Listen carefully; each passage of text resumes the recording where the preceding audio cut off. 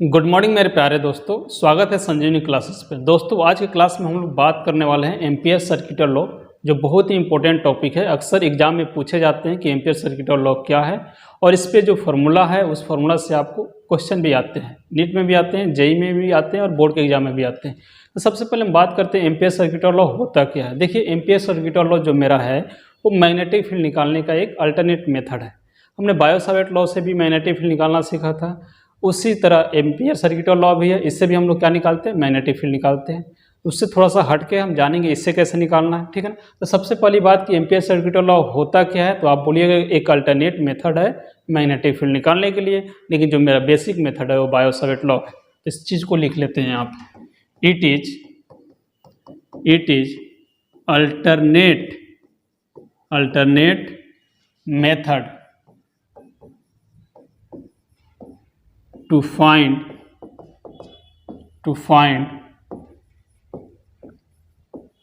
magnetic field strength। क्या बात समझ में आ रही है? यह एक अल्टरनेट मेथड है मैग्नेटिक फील्ड स्ट्रेंथ निकालने के लिए। लेकिन जो मेरा बेसिक मेथड है, हमने जो बेसिक मेथड पढ़ा था, वो आपका था क्या, बायो-सावर्ट लॉ से भी हम लोग मैग्नेटिक फील्ड निकालते हैं, और एम्पियर सर्किटल लॉ से भी हम लोग क्या निकालेंगे, मैग्नेटिक फील्ड को निकालेंगे। क्लियर है?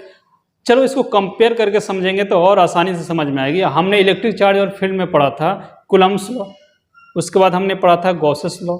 वहाँ हम आपको बताए थे कि कूलम्ब्स लॉ से भी इलेक्ट्रिक फील्ड निकालते हैं या फोर्स निकालते हैं। जहाँ पे कूलम्ब्स लॉ फेल कर जा रहा था, कूलम्ब्स लॉ वैलिड था पॉइंट चार्ज के लिए, कूलम्ब्स लॉ फेल कर जा रहा था, तो उसके बाद हम लोग लेते थे गॉसेस लॉ। तो उसी तरह कूलम्ब्स लॉ से भी हम लोग इलेक्ट्रिक फील्ड निकालते थे, गॉसेस लॉ से भी हम लोग इलेक्ट्रिक फील्ड निकालते थे। सेम उसी के आधार पे यहाँ पे वहाँ जो काम कूलम्ब्स लॉ कर रहा था, यहाँ पे काम बायो-सावर्ट लॉ से करते हैं मैग्नेटिक फील्ड निकालने के लिए। वहाँ काम गॉसेस लॉ जो करता था, यहाँ जो काम वो क्या करेगा, एम्पियर सर्किटल लॉ करेगा मैग्नेटिक फील्ड निकालने के लिए। क्लियर है? चलिए यहाँ पे समझते हैं मैग्नेटिक फील्ड कैसे निकालेंगे। मान लीजिए आपके पास दो वायर है, ठीक है ना। मान लीजिए आपके पास दो वायर है, दोनों वायर में जो करंट की जो डायरेक्शन है, एक में क्रॉस देने का मतलब एक में करंट जो हो रहा है इनटू दी प्लेन, अंदर की तरफ जा रहा है करंट, हमने इसको आयन बोला। एक वायर है जिसमें डॉट का मतलब है आपका करंट कहाँ आ रहा है, बाहर की तरफ आ रहा है। ये दो वायर आपके पास है, क्रॉस का मतलब करंट अंदर की तरफ जा रहा है उस वायर में, डॉट का मतलब करंट किधर आ रहा है, बाहर की तरफ। और किसी ने आपसे पूछा है कि इस पॉइंट P पे इन दोनों वायर की वजह से मैग्नेटिक फील्ड क्या होगी, ठीक है ना। Apply ampere circuital law. सुनो ध्यान से, एम्पियर सर्किटल लॉ क्या बोलता है। एम्पियर सर्किटल लॉ बोलता है कि जिस पॉइंट पे हमको मैग्नेटिक फील्ड चाहिए, उस पॉइंट को लेते हुए हम एक लूप बनाते हैं, और उन लूप्स के अकॉर्डिंग जो मेरा करंट है, जिस वायर में जो करंट है अंदर बंद हो जाता है। कुछ समय के लिए हम ये मान लेते हैं कि मेरा जो दो वायर है, इसकी जो लेंथ है इनफाइनाइट। क्लियर है? अब इस जो आपका जो लूप बना है यहाँ पे, इस लूप का नाम होता है एम्पियर्स लूप। क्या नाम होता है? Amperes loop. अब ये जो आपका जो दोनों वायर में जो करंट था, ये लूप के तो अंदर आ गया, आराम से निकाल लेंगे। ध्यान रहे, जो आपने जो एम्पियर्स लूप बनाया है, ये जो लूप बना है एक सर्कल है। क्या है? एक सर्कल है। एम्पियर्स लूप, ध्यान रहे, एक सर्कल है, और सर्कल में क्या होती है, लेंथ होती है। लेकिन हमने गॉसेस लॉ में जो पढ़ा था कि जो चार्ज को चारों तरफ से बंद करके रखते थे, तो वहाँ एरिया लेते थे, और जो चार्ज था पूरी तरफ से क्लोज था, बंद था। लेकिन यहाँ पे ऐसा नहीं है, यहाँ पे क्या है, आपका एक सर्कल है। जैसे मान लीजिए ये जो वायर है, इसमें करंट जा रहा है, और यहाँ आपसे मैग्नेटिक फील्ड निकालने के लिए बोल रहा है। तो एम्पियर सर्किटल लॉ ये बोलता है कि जिस पॉइंट पर निकालना, उस पॉइंट को लेते हुए एक लूप बनाइएगा, तो आपका एक रिंग बन जाएगा, सर्कल, और उस सर्कल में क्या होती है, एक लेंथ होती है।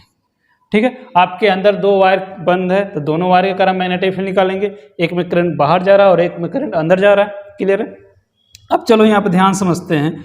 जो आपने लूप बनाया है एम्पियर्स लूप, उसका एक अपने मन से कोई एक डायरेक्शन ले लो, कोई भी डायरेक्शन ले लो, चाहे क्लॉकवाइज हो या एंटी क्लॉकवाइज हो, कोई फर्क नहीं पड़ता। आप यहाँ पे एक डायरेक्शन ले लो, हमने यहाँ पे एक डायरेक्शन ले लिया क्लॉकवाइज, ठीक है ना, कि इसमें मैग्नेटिक फील्ड ऐसे जा रही है। ठीक है? अब हम क्या करते हैं, यहाँ पे जो आपने दो वायर में जो करंट लिए हो, एक का I1 जो है अंदर जा रहा है और I2 बाहर जा रहा है।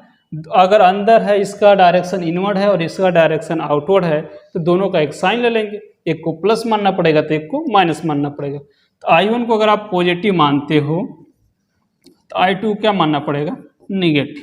अगर आपसे पूछा जाए कि अंदर करंट कितना बंद है तो घटा लीजिएगा, प्लस में से माइनस कर लीजिएगा, मतलब I1 माइनस I2।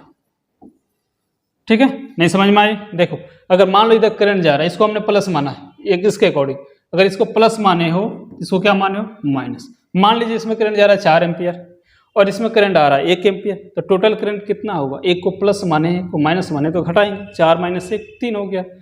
तो इसके अंदर टोटल करंट कितना है, इस तरह से हम लोग निकालेंगे। समझ में आ रही बात? अब रही बात की जो हमारा जो फॉर्मूला होता है एम्पियर सर्किट लॉ का, वो फॉर्मूला बोलता है कि integration B dot dl mu naught current inside, अंदर कितने करंट बंद है उसके अकॉर्डिंग हम काम करते हैं। B मैग्नेटिक फील्ड है, dl मतलब लेंथ है, सर्कल में क्या होती है, लेंथ।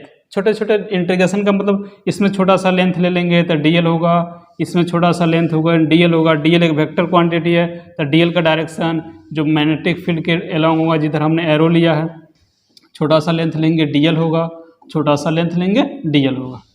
ठीक है, समझ में आ रही है बात? चलो यही आपका फॉर्मूला है और फॉर्मूला को ध्यान से रखेंगे। जैसे आपने एक बार और याद दिला दे रहे हैं हम आपको, इलेक्ट्रिक चार्ज और फील्ड में जो गॉसेस लॉ की जो फॉर्मूला थी वो इस तरह से, इंटीग्रेशन B की जगह पर था E डॉट DA, वहाँ पे एरिया था DA एरिया लेते थे, स्मॉल एरिया, और Q enclose by epsilon not. तो E की जगह पे B, DL की जगह जो एरिया था वो लेंथ हो गया, ये लेंथ है आपका, length line integral, mu naught Q enclose, तो उसके बाद I इनक्लोज करंट है, वहाँ पे चार्ज था, यहाँ डिवाइड में था एप्सिलॉन नॉट, यहाँ मल्टीप्लाई में है म्यू नॉट। समझ में आ रही बात? ठीक। तो DL की जो डायरेक्शन होती है, जिस डायरेक्शन में आपने लूप का डायरेक्शन लिया है उसी डायरेक्शन में DL होगी। समझ में आ रही है? जब आप इसको बनाइएगा तो यहाँ पे जो मैग्नेटिक फील्ड की जो डायरेक्शन होगी, अगर यहाँ पे मैग्नेटिक फील्ड की जो डायरेक्शन होगी अगर आपको निकालना है तो हमने यहाँ पे मैग्नेटिक फील्ड की जो डायरेक्शन होगी, हमने इसमें मैग्नेटिक फील्ड को कैसे माना है, तो यहाँ देखिएगा टेंजेंशियल टू लेंथ होगा, डी मैग्नेटिक फील्ड की डायरेक्शन DB कैसे आया, तो आपने तरह से एक लूप बना लिया है। मैग्नेटिक फील्ड हमने पढ़ाया था कि थंब को रखो करंट के डायरेक्शन में, किसी एक के डायरेक्शन में, फिंगर को कर्ल कर, मतलब इसके अलोंग होगा, DB इसके अलोंग, इसके अलोंग, ठीक है ना। और दोनों में DL में और B में जो एंगल बनेगा 0 डिग्री, ये ध्यान रखना है, हमेशा 0 डिग्री बनेगा, तभी एम्पियर सर्किट लॉ वैलिड है। एम्पियर सर्किट लॉ मतलब magnetic field tangential to DL, इस चीज़ों को लिख लेंगे, magnetic field tangential to DL and magnetic field जो होगा हर एक पॉइंट पे क्या होगा, कांस्टेंट होगा। क्लियर है? ठीक है, इसको कर लेंगे, मिलते हैं अगले क्लास में।